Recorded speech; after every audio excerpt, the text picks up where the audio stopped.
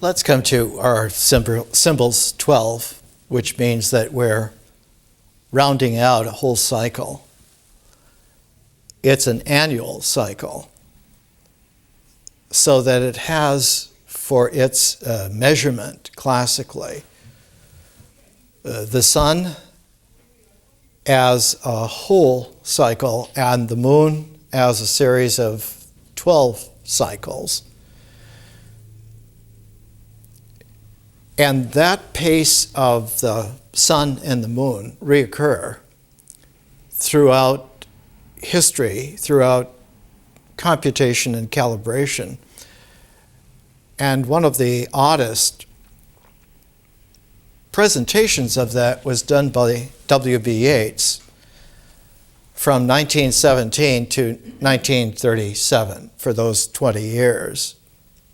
And we're taking his book called A Vision, and in A Vision, he brings the sun and the moon in their cycles into play with a very complex kind of cosmology that was teased out of automatic writing, which his wife, Georgie, was able to sustain. And then they made a discovery that both of them, each of them, could keep a dream notebook of the dreams that they had that meshed with the automatic writing that was produced. And then over a long period of time, Yeats made note cards, 3x5 cards, with which he was able to index the dream notebooks and the automatic writing with his note cards, and those three calibrations allowed him to bring into play his enormous symbolic thought with his tremendous psychic talent and his very careful monitoring of his ritual comportment in the world, the things he did, his behavior, his relationalities. And out of all of this, the crown to it was visionary qualities. So that when you looked at it from a symbolical standpoint, there were 4 qualities, but those qualities are not the 4 that we have understood in our learning, but they involved phases 2, 3, 4, and 5. The phase that was left out was nature, and left out in a peculiar way, because most of the learning throughout history has been to not be able to sense the occurrence of nature, but rather to import to nature the qualities of things that are extant, existential. And so existence de facto became the beginning of the counting, and its count was oneness, unity. And from that unity developed the 2, the 3, and the 4. And it was very rare that you found a high wisdom, a deep dharma, or a deep wisdom, a high dharma is how I learned to talk about it 40 years ago. The high dharma is that though Tao can be talked about as a zero, the zero computes. It does not count, but it computes. And what the zeroness computes is that all of the developments from unity, from oneness, constitute a set which is punctuated again in whatever ordinal repeat that it has, the zero-ness computationally comes into play, so that while you can count from 1 to 9, 10 is a 1 again with a 0.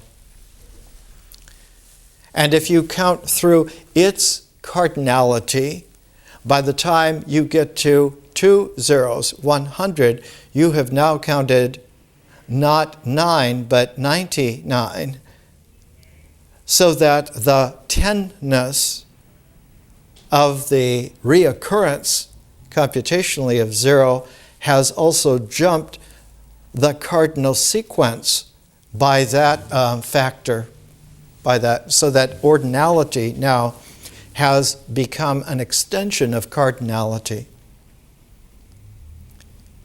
And if you compute the 0 3 times so that you get 1,000, the cardinal sequencing will have been 999, or 100 times the 9. In the high Dharma, you cannot count 0, but its occurrence is always there, not as a factor of computation, but as an ordinal of computability.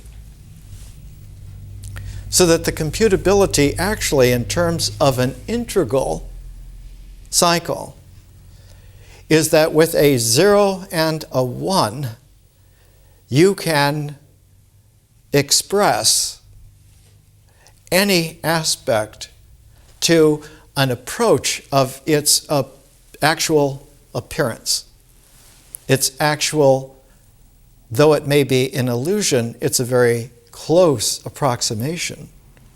And the phrase used about 50 years ago by a very distinguished critic, Owen Barfield, who was very esoteric and also very learned. One of the titles of one of his books is Saving the Appearances.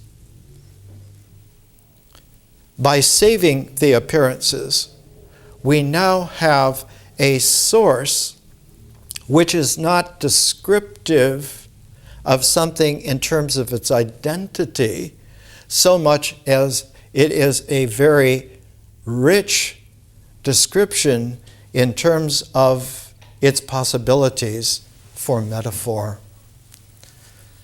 And thus what comes out of the transformation of the dance of illusion, ever approaching actuality closer and closer, what comes out of that is an ability for language to undergo a massive, deep sea change from rhetoric to a poetic, from a rhetoric where one is rhetorical in terms of the way in which symbolic thought would structure out the forms of things in existence in accordance with how the experience is generated from them and the vision of what this meaning might expand to and carry to. So that when you get into a high Dharma teaching, vision is always a quintessential, not a completing quality. It's not a part of the completeness of the cycle, but it is a transform of the forms in the cycle, and it is a recalibration of the structure of the integral. So that visionary consciousness has in the high Dharma a very peculiar and distinct quality, best appreciated in the following way. Nature, as it occurs in its zeroness, is a field, a very special field. Vision, in its phase, is also a field and shares with nature an ability to have a zeroness. Though it can be quintessential and one could count it as a fifth, it actually occurs with its zero being a different zero from the zero of nature. And graphically, literally, symbolically, if you put those two zeros together, their continuity will be an infinity sign. So that in consciousness in the high Dharma, the way in which the binary would work is not 0 and 1, but 0 and infinity. The field of conscious vision can so absorb with the field of nature that the classic way to speak of that is this now occurs as an eternity. And that the oneness that definitely existence is, its isness, is a fulcrum that balances perfectly between an eternity and an infinity. Thus, in a really deep wisdom teaching, like the I Ching, the classic phrase translates, heaven suspends its emblems. They do not rest on anything. They rather are suspended in an eternal infiniteness that is a complementarity, not a singleness, but an interpenetrative complementarity. All through our heritage, the truncation and the reduction of these high Dharma exemplars into exemplars that could be expressed symbolically and acted out ritually and be given a character of experience, have reduced this down consistently and constantly so that most of the occult heritage of the world, most of the philosophic so-called heritage of the world, most of the world's wisdom is actually a misrepresentation, and Yeats's A Vision is a classic exemplar of something that is a massive, complicated, complex reduction.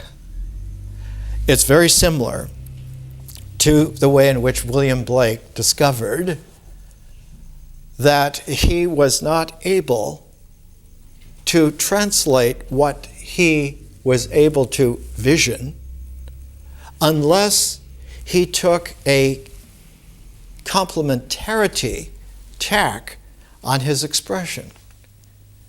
So he came upon a tried and true high Dharma technique that has been used for ages without end.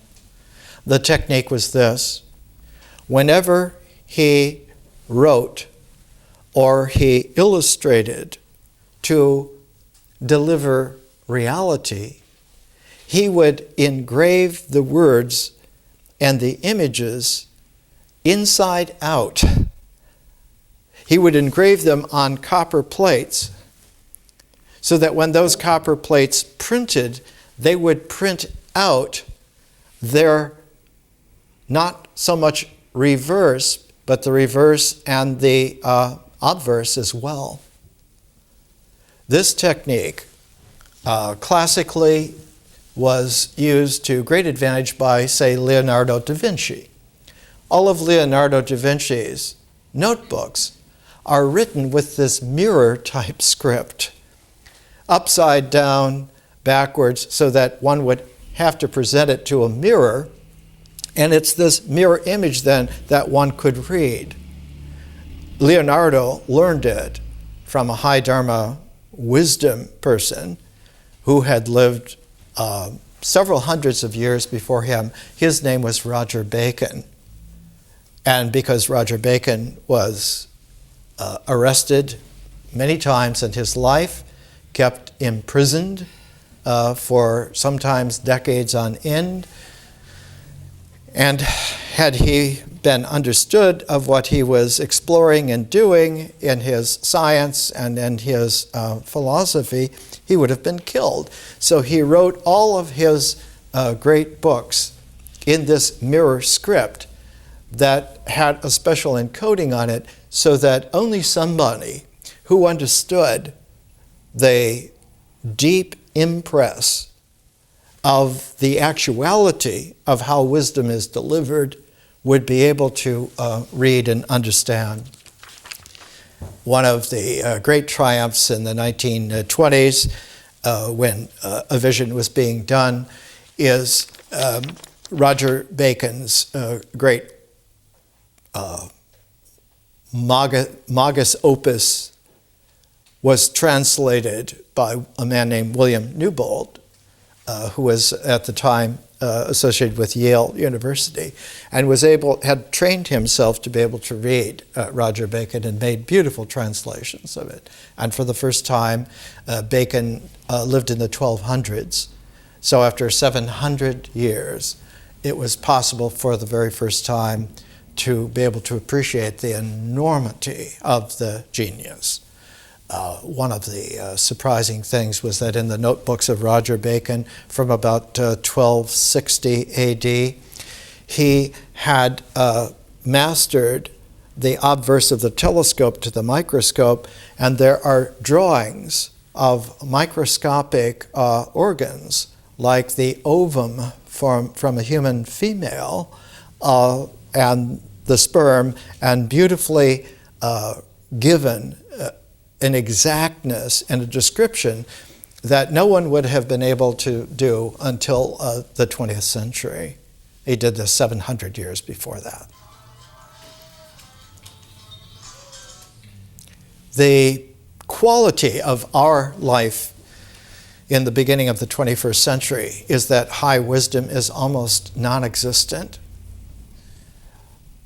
because of the briar patch and the welter of overlays of rehashed difficulties which distract us from the patience that is required in order to be able to allow ourselves to go deeper into this style of presentation.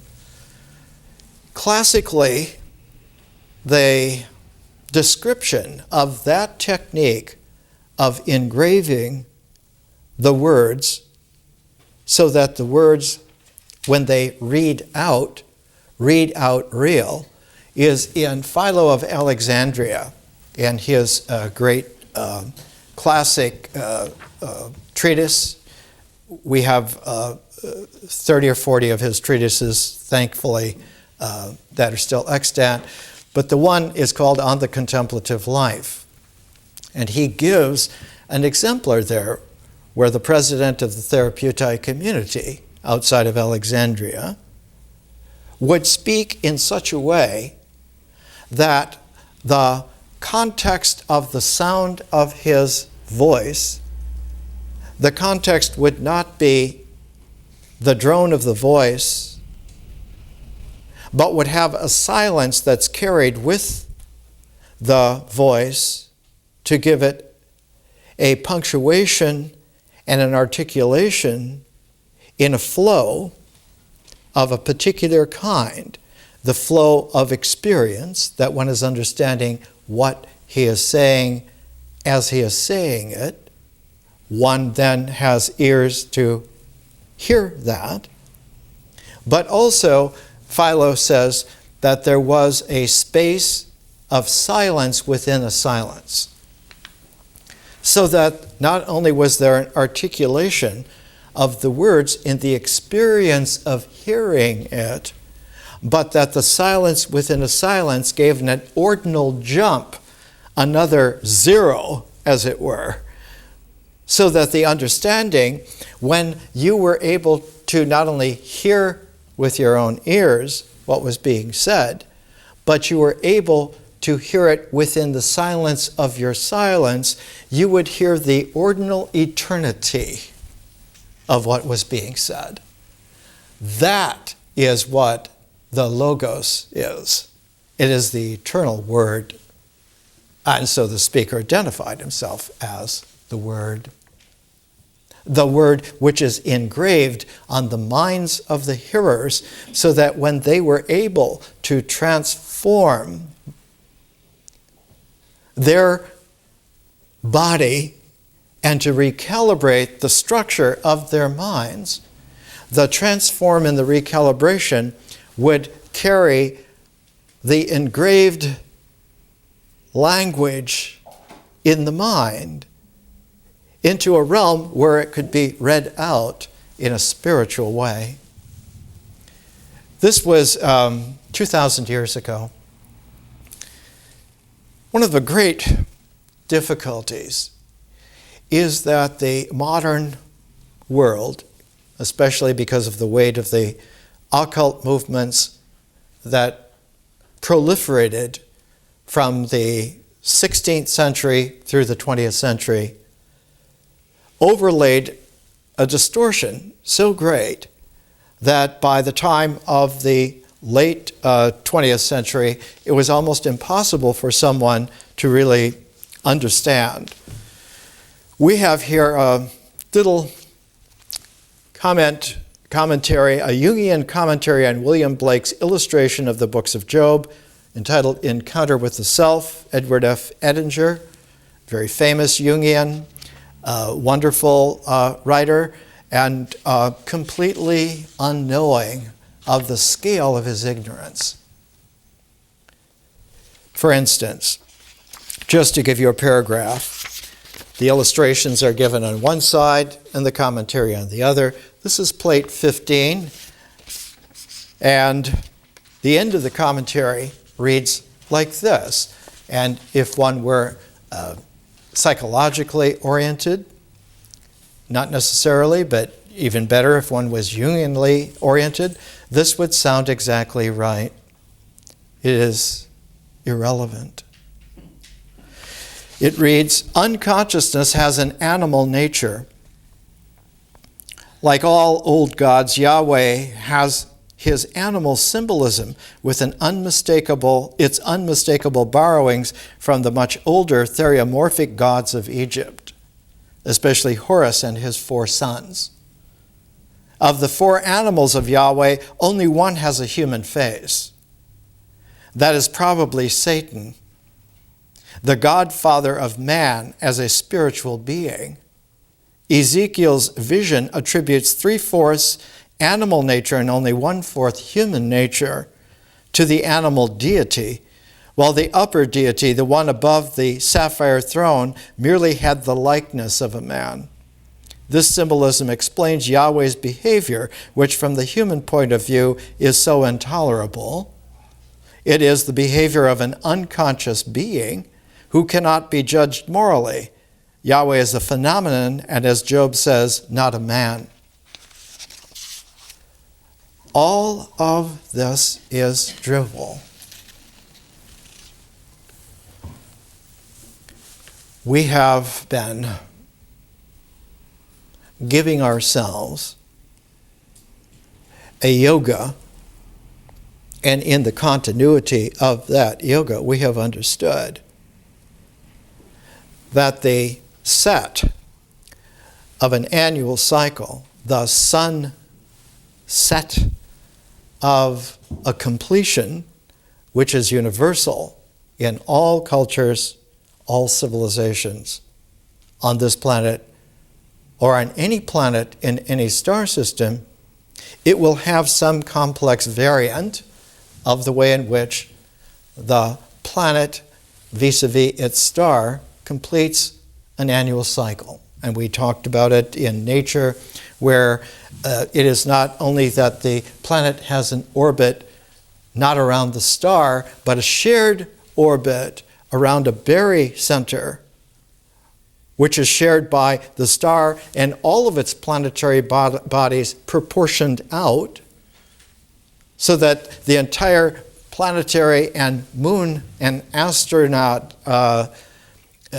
seeking vehicles and everything not as a part of the star will contribute, however microscopically, to where the barycenter will be in pure space, in pure vacuum. And the balance can be computed almost to any degree of specificity, and the balance will always have with it an ordinality of proportion and ratio, which can also be understood to any degree of specificity. And one can even compute where the eccentricity or the obliquity or the progression of nodes and many other kinds of calculations of computationals can be delivered. The quality of nature as a zero, as a field, is an integral field. The quality of vision as a field is a differential field. And you get a different kind of aspect in our learning when we have paid attention again and again in our yoga to developing the square of attention, the frame of reference, the way in which the picture is made. And that square, that rectangular, if you will, that way of seeing, that attentiveness with a geometricity, a geometric of composition, will always, when it fills, jump to a different square of attention if you add one more phase to it. So that if you add visionary consciousness as a phase to your square of attention, the most previous distant phase will go out of the square of attention. It will become, as one would say colloquially, using appearance language, it would become unconscious. It is not unconsciousness. It is simply not in the square of attention currently. Blake, like any artist, like any spiritual being, understood and found that if you move to the next phase, the next differential phase, that of art, what goes out of the square of attention is existence, ritual existence. And as soon as you bring the sense of the spiritual person into play, as the art now of being a spiritual person who has emerged from the visionary consciousness into a differential prismatic form, now there is no nature in the square of attention, and there is no ritual. There is no ritual comportment, no existentiality. It is not unconscious, it is not vanished, it is simply not in the attention. One of the most interesting volumes that was published in the great year of 1892, right after his friend Walt Whitman died in 1891, was by Edward Carpenter, an Englishman who is extraordinarily intelligent. And he went on a pilgrimage tour of Ceylon in India. And he published in 1892 a book called From Adam's Peak to Elephanta. Adam's Peak is one of the great original mountains on Ceylon, and always talked about as the original place in which Adam was formed. And the reason it was talked that way is that 2,000 years ago, the most poignantly succinct apostle of Jesus, St. Thomas, went to southern India and went all across southern India to where Madras is today, and went across the little isthmus to Ceylon and identified Adam's Peak there in order to give some kind of a grounding for the beginnings of a Hellenistic Jewish Christian understanding to the innate Buddhists who were there at the time. So it got that name. Elephanta is one of the great art cave sequences in India, in Maharashtra, Pradesh, where Mumbai used to be Bombay, is on the coast. It's inland from there. He has in his book, From Adam's Peak to Elephanta, in chapter 9, the chapter is entitled Consciousness Without Thought. Because one can keep moving in terms of the phases which our yoga is developing, so that if you move to a historical consciousness, which is kaleidoscopic, what goes out of the frame of attention is mythic experience. It transforms and becomes the kaleidoscopic historical consciousness. And if you move one phase more to a cosmic science, what goes out of the square of attention is the symbolic thought structure. And you are left with consciousness without thought. So that a very advanced super yogi does not think with his symbolic structure. He thinks with the whole ecology, from the zeroness of consciousness to the infinity of the cosmos, as a complementarity ecology that, when it fits in with the integral cycle of the natural four phases, those eight together disclose a complementarity that is always described as real, the real. And the real will be a 9 quality, and will have for its sustainability the 2 zeros, the field of nature and the field of vision together. But look here, we're going alternate phases. A phase of process will generate a phase of form. There are 2 kinds of processes, fields and flows. They generate 2 different kinds of qualities in the integral. One, forms that are existential. They exist. The other, structures that symbolize and hold their unity as integral structures.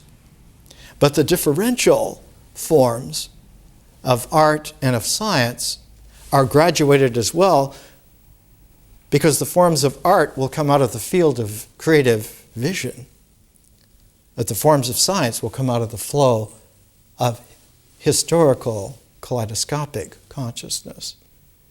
Each form, in its kind, in its way, generates the next phase, so that the cosmos, as the infinite prismatic differential form, generates the field of nature.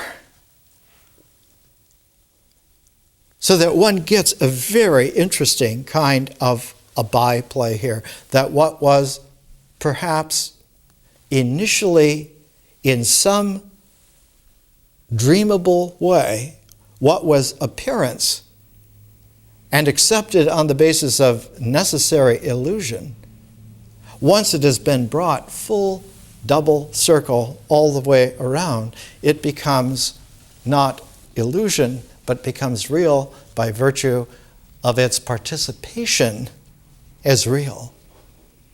Now, whatever is emerged from nature has not only its natural quality of being able to exist, not only its transformed quality of being able to be possible variations of what exists, but now it also has the third quality of being not only existentially possible as a form and transformationally possible as all possible forms, but of also being real. One of the deepest qualities of this was in the way in which it used to be phrased, and the phrasing was kept all the way into the late 19th century. A document which was written at the time that was quite famous and fabulous was called All Worlds. And later on, in the mid-20th century, in trying to put together science fiction visions from every conceivable new angle of kaleidoscopic and prismatic writers, Grof Conklin entitled a big collection of All Possible Worlds. It is this quality that one finds in Zen when we talked about last week the koan mu, emptiness is form, form is emptiness. The deeper source of that is not in Japan, but in China. The Japanese who carried it over from China in its most pristine form was Dojin, who lived about the time of Roger Bacon and was extraordinarily apt, and his large work, the Shobogenzo, is about the eye of enlightenment that is able to see for real. But the origin of it in China goes all the way back to the way in which there was a deepening of the meaning of the original I Ching of Fuxi to the second level of the human I Ching of the Duke of Zhou and King Wen, to the third level of Lao Tzu's Tao Te Ching, which was the angle of recalibration for both I Chings, the celestial and the human, into a field, double field, where one could, for the first time, emerge real and not just celestial or well-balanced human, but both together in a synergy, as we would say, but a synergy that weaves rather than lies parallel. And the figure that we're going to take at the beginning of Vision is Chuangzi, who was the first real, emergent, new kind of man in China from this this double transform, the triple level, the transform of fermentation, the recalibration of distillation, and then the emergence fresh into the real. And we're going to take Chuangzi. We're going to pair with Chuangzi the most powerful classic statement of the way in which all of this happens, and that is the Hermetic original treatise, the Poimandres, the mind, creative mind shepherd. So that with Chuangzi and the Poimandres, we're going to begin the way in which the gate of emergence into the transform and the recalibration actually do occur. Now, Tao as a zero field will present, and does present, presents a perfect emptiness. And in reality, a perfect emptiness is also completely fertile. So the ancient way to talk about it is that it is a pleroma, in the sense that it is so full up one cannot point to anything in it. One cannot point to it as the sum total of every part that's in it, that its fullness exceeds the ability to point at it. So that in China, one of the great exemplars of this are two Taoist mad hermit monks who didn't meditate with the other monks, but they always were sweeping the grounds of the monastery so that there would be open spaces for the other monks to walk among. And one of them stopped sweeping and pointed at the full moon, and the other one, leaning on his broom, laughed so long and so loud that he continues laughing forever. And the phrase in Zen that came out from this is that fingers pointing at the moon are not fingers. It is not the moon. There is no one pointing. Hence, the laughter is eternal. This quality of speaking is not mystical. It's not a conundrum. It's simply speaking in such a way that you will not think about it with a normal structure of symbolic thought. You will not reduce it with a characteristic illusion of experience, and you will not imprison it in some kind of reductive ritual of sustainability, but rather let it be free.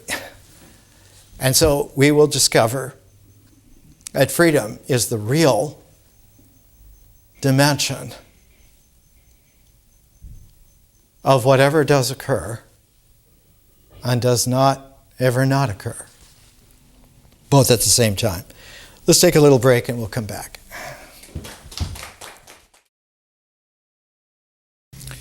Let's come back to a quality that is real and not ignorable now that by the 21st century we are going into a new millennial expansion which is going to carry our species beyond the current styles and limitations very quickly now.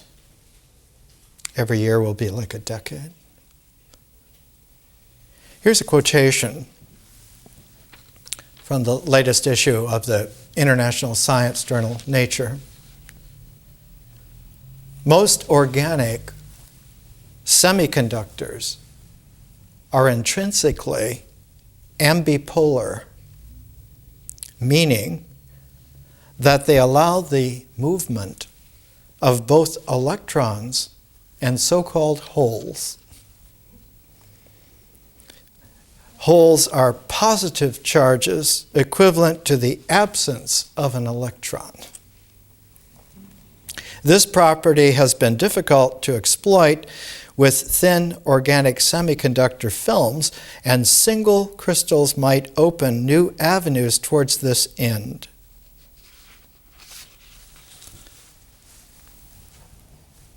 So that 21st century transistor restructuring will be field effect transistors made of organic single crystals positioned in a field display so that they constellate only where a pre-selected mask of intensity will allow them to emerge and occur. What we're looking at here is a very advanced yoga of civilization, a learning which is indefinitely refinable and very quickly brings us to a maturity where we can, again, listen to just a little bit of this paragraph that supposedly is intelligent and 20 years ago, cutting edge, and even now today would be cutting edge for most people. Unconsciousness has an animal nature. Animals occur so recently that there are at least 4.5 billion years in this star system alone before you can really confidently talk about the kind of animals that one is putting into the picture here. To say that the human face of the four visionary icons in Ezekiel's vision is Satan is to completely misunderstand. And we could go on with this. The likeness of the one above the sapphire throne, the likeness of a man. That phrase actually occurs in Daniel as well as in Ezekiel. One of the qualities that we're developing here is a refined sensibility of our heritage and understanding what things are and what they do and what they can do. It is useless to suppose that there is going to be anything other than rumor, and largely rumors of wars.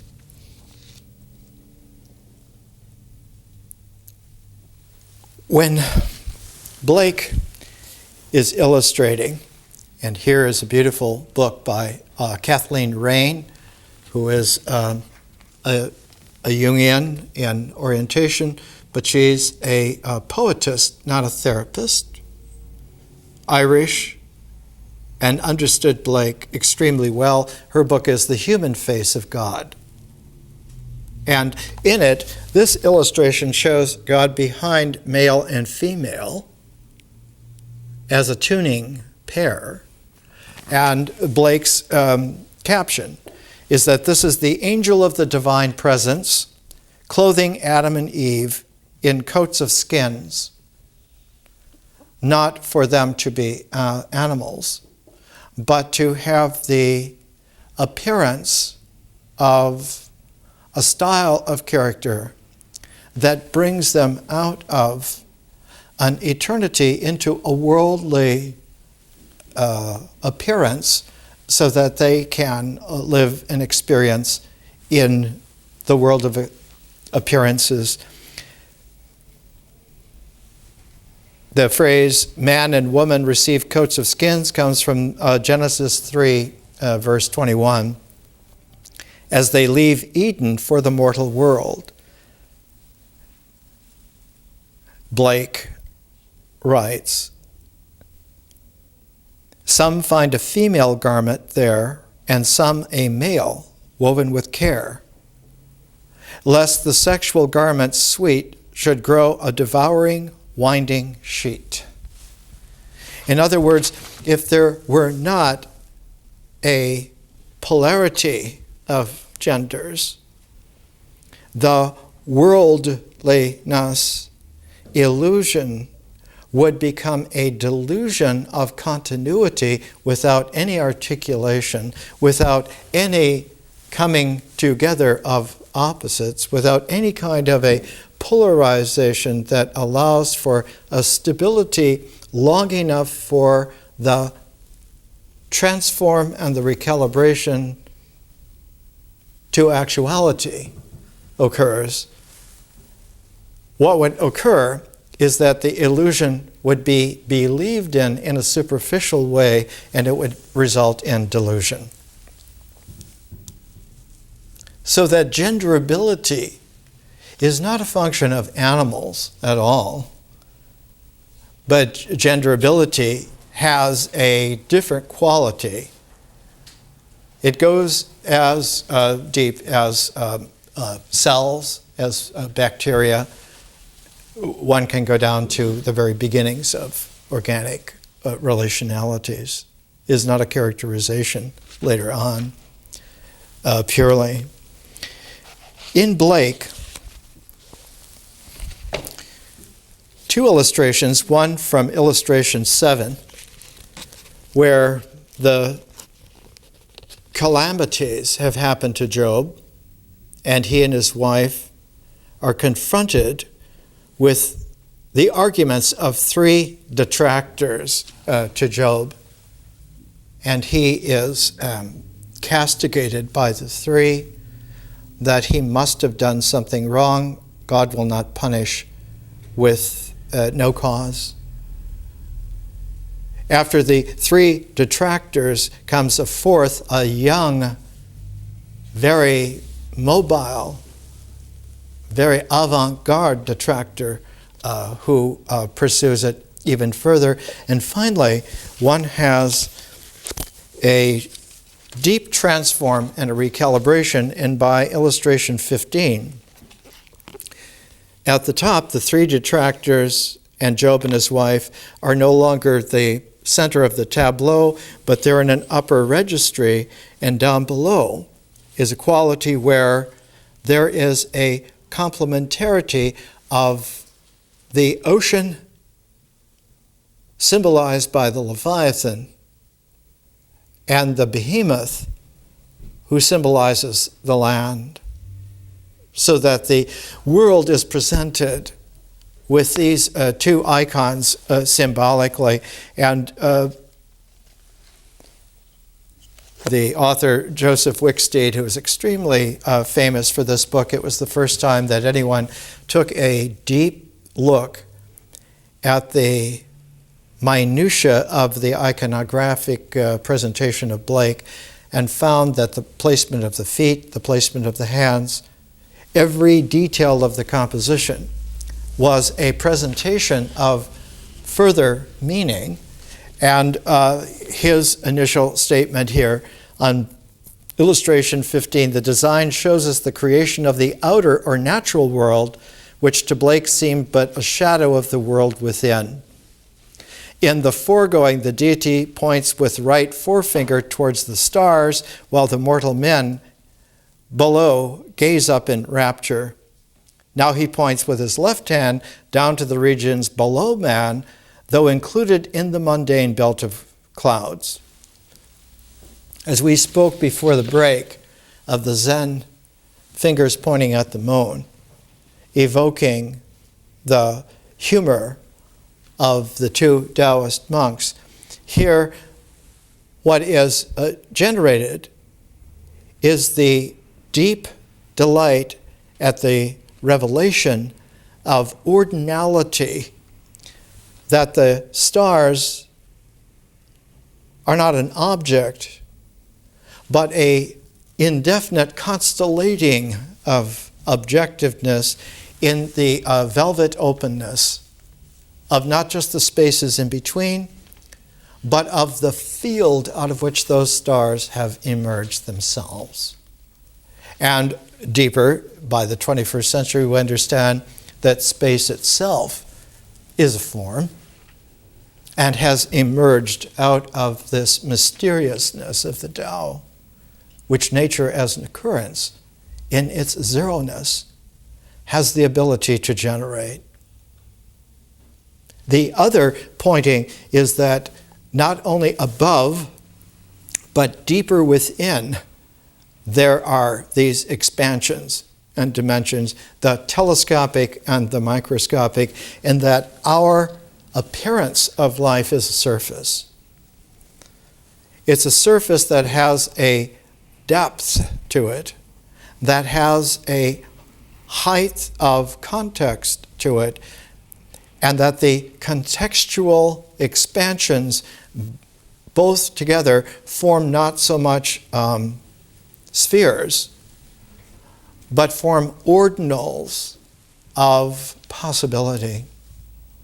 And so our learning, our education, our quality is not just an investigation to follow a path or to follow a line through its geometries, and even to transform those geometric computations to trigonometric functions, but to acquire the ability to see that all of that arranges itself only in the phase of symbolic thought, and that symbolic thought is a structure rather than a form. That existentials, being forms, can transform, but symbolic thought, being a structure, does not transform. It recalibrates. And not just revaluation, but recalibration. And that its calibration originally for its integral is always from the ritual patterning of action that goes to make up the unities that occur in existence, and that existence itself is such a unity. That existence itself is a unity that can be recalibrated. Traditionally has the name of a theophany. It is theophantic to come to not understanding, but come to an acceptance of the inability to point at and know. And that acceptance of the inability is not that one cannot point and refinedly point, but that pointing itself is an insufficient means. Identification itself is an insufficient means for an integral to carry itself all the way through to completion. And that the completion comes from the ability to accept. And in our learning at the bridge between the first and second years, between the integral and the differential, the page that you would come to is a page on acceptance. That the final stage of integration is not to dot the I's, not to put the period, not to end it, but to rather place, if you're going to put a punctuation, a dash or an ellipse, or just simply leave it open. Not so much to be continued, but to be accepted in its completeness, as complete as it can be. That acceptance is like the Zen brushstroke that does not complete the circle, but in its vitality will make a Zen circle that has an openness to it. Or the weaving of a Navajo rug, as we talked about earlier in the year, where one thread will be the spirit trail that leads off the rug, out of the composition, to give it breathing space for the spirit. That the whole comportment of integral in its completeness is, like Lao Tzu, to realize that the utility of a cup is its space. And that by our leaving ourselves open, especially at the apex of the symbolic structure of thought, allows for acceptance then to receive a breath of freshness, which then absorbs through that acceptance the completeness of the integral and brings it into place so that it is now free in a differential mode, where its binary is no longer zeros and ones, but zeros and infinities. And that those two zeros, the field of nature and the field of consciousness, overlay in such a way that now consciousness as a fifth dimension, a quintessential dimension, has absorbed all of the acceptance of the entirety of the cycle of integral nature and has delivered it over to this next ecology of developing the possibilities into infinity. And that those two together, in their complementarity, are what were called in ancient times the eternal. Not that eternity is a thing, it is at least 5 or 6 phases beyond thingness. But there is a quality that in ancient illustrations, because Blake was not the first, there have always been illustrations. The tabula of Cebes, who was a Pythagorean, who is featured in one of Plato's dialogues, and we have here on the tablet of Cebes one of the earliest, about 2,000 years ago, 2,100 years ago, about 100 BC, we have the presentation here of a depiction. The old man in the center is the spiritual teacher. In ancient Greek, the word is spelled D-A-I-M-O-N, daimon, not demon, but is the inner spirit who is a tutor. And a tutor in a special spiritual way. It is actually a Pythagorean development, which Plato learned, first of all, from Socrates, who learned it from his Pythagorean teacher Diotima, who learned it from Pythagoras. But also, Plato learned it a second time when he was about 40 years of age, from a Pythagorean named Archytas, who lived in southern Italy at Tarentum, who's the one who said to Plato, "Now that you have become mature as a man at 40, and you have understood both how to transform the ritual physicality of the world and how to recalibrate the symbolic objectivity of your thought, you must found a school to deliver this in your own way." And out of that, Plato founded the Academy in Athens. The old man at the center is the daimon. He is giving instructions to those on his left. These are identified by the inscription below the daimon's feet as those entering into life, those who are emerging from nature, from the zero field of nature, into the corporeal, ritual existence. On the daimon's right sits Deceit, who is giving her portion of ignorance and error to the young man as he enters into life. Above Deceit is Tyche, standing on a ball. Tyche is the forerunner of what in medieval times became Dame Fortune, Lady Luck. You find the same iconography in a different expression at the center of the Tibetan Vajrayana mandala, the Wheel of Life. The serpent chasing the pig, who's chasing the rooster, who's chasing the serpent. And that this wheel is the wheel of fortune in the tarot cards, and is always going around. In the film Mad Max Beyond Thunderdome, Auntie has this wheel for those who break her law, and you have to face the wheel. Bust a deal, face the wheel. This Deceit and Tyche, as we've been talking about,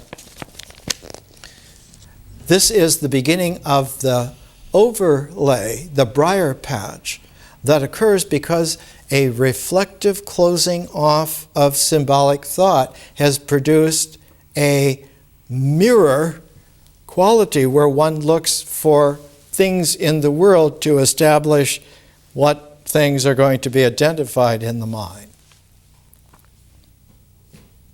The carrier is not so much the images, nor is it the feelings.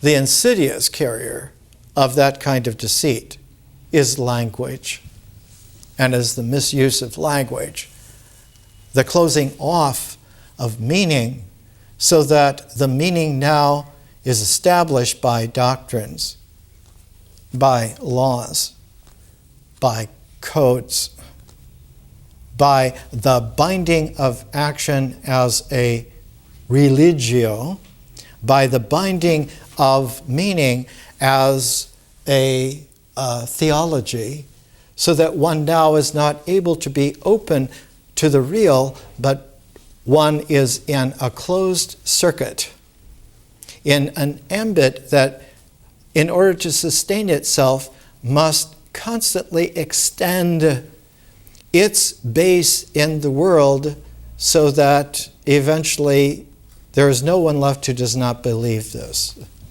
There is no one left that does not live by this. And the expectation is that when we are 100% unified, then we will have achieved the completeness which was our right to expect all the time.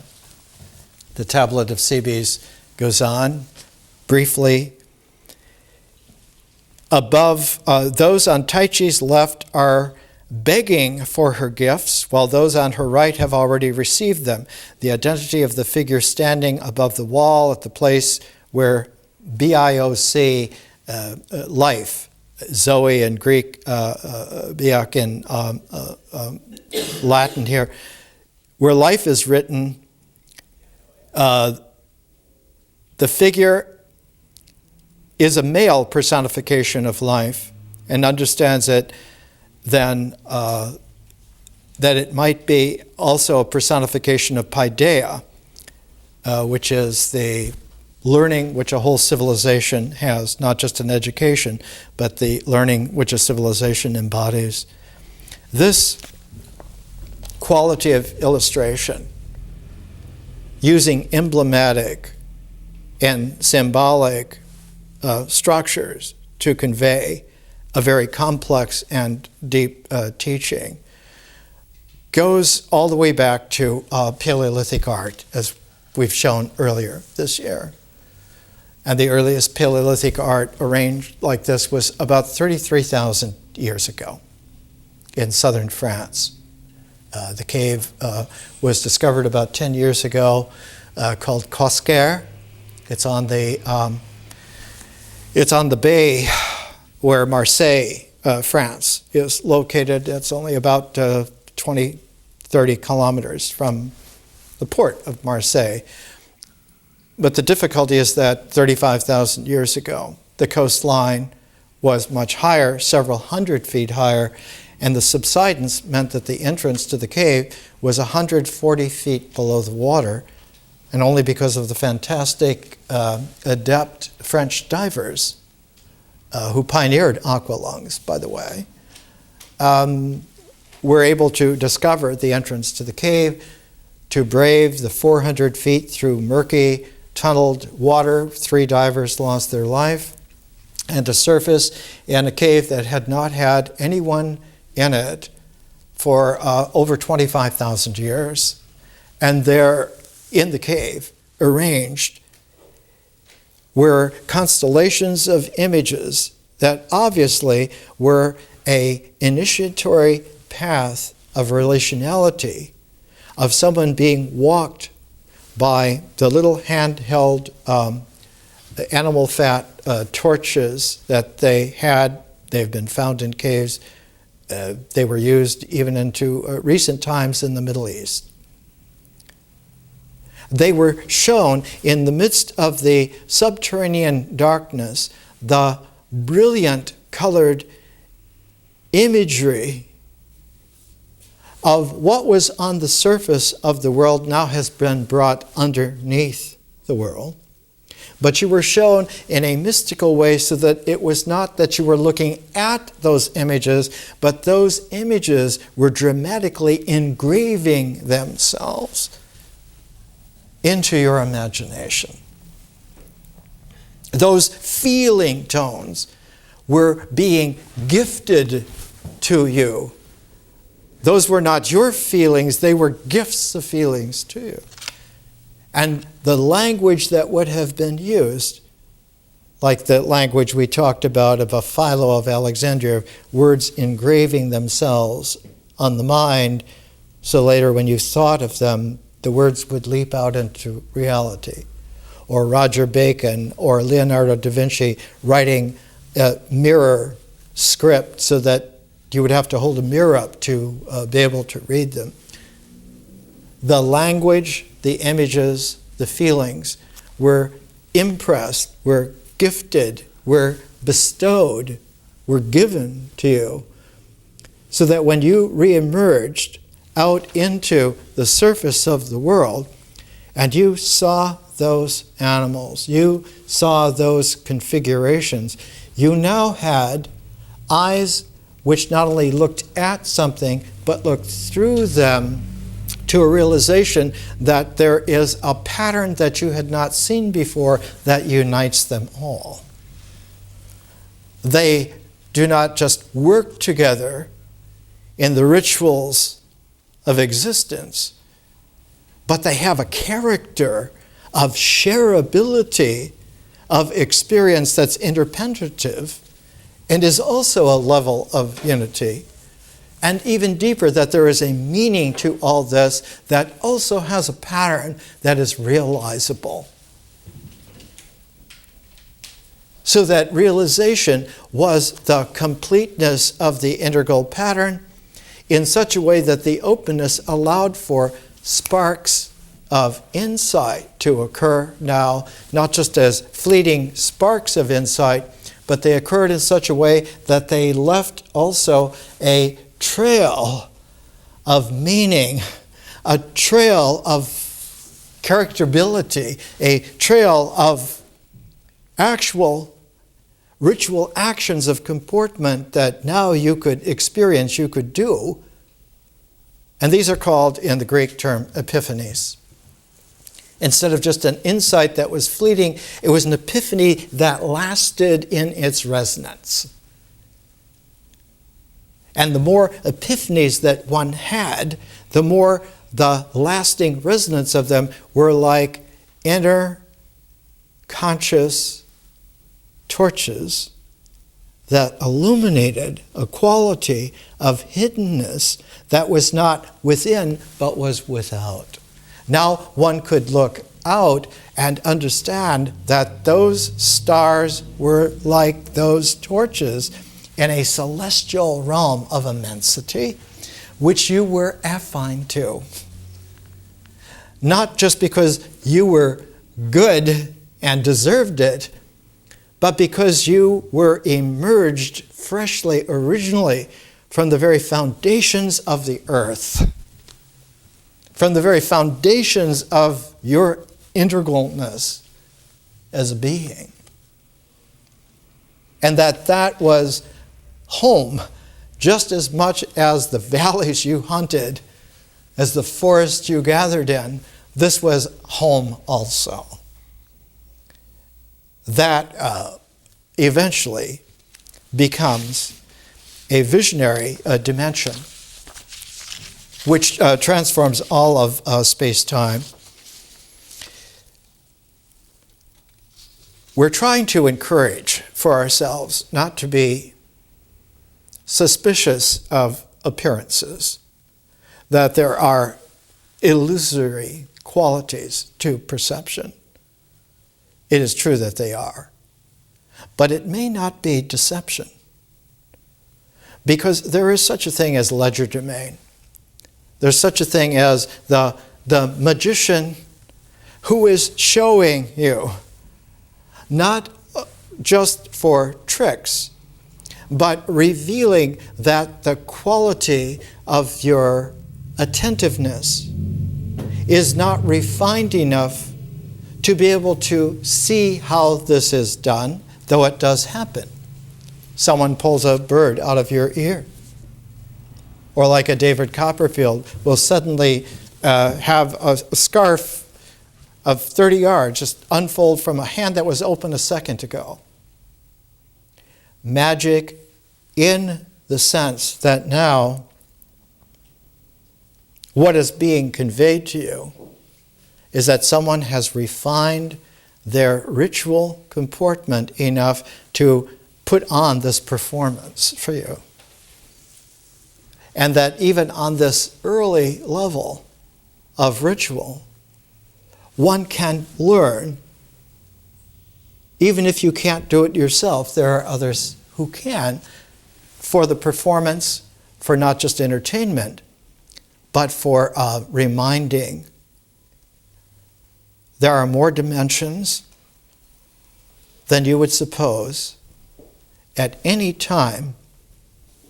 And so you must let supposition rest where it is at home, in the symbolic structure of thought, not in your character of your experience, not in the way in which you live to be existentially objective, and certainly not in nature, and neither in visionary consciousness.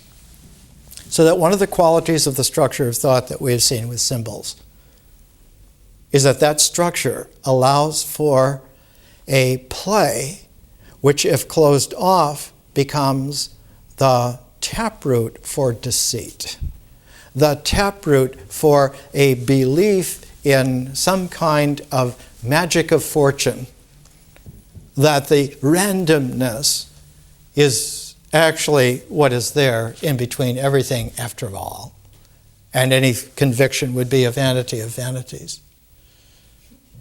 That vanity of vanities includes itself and winks its own ecclesiastical suspiciousness back into the flow and the mix. And if you remember, at the beginning of the year, we began with random walks, a la David Thoreau, and that we took 3 random walks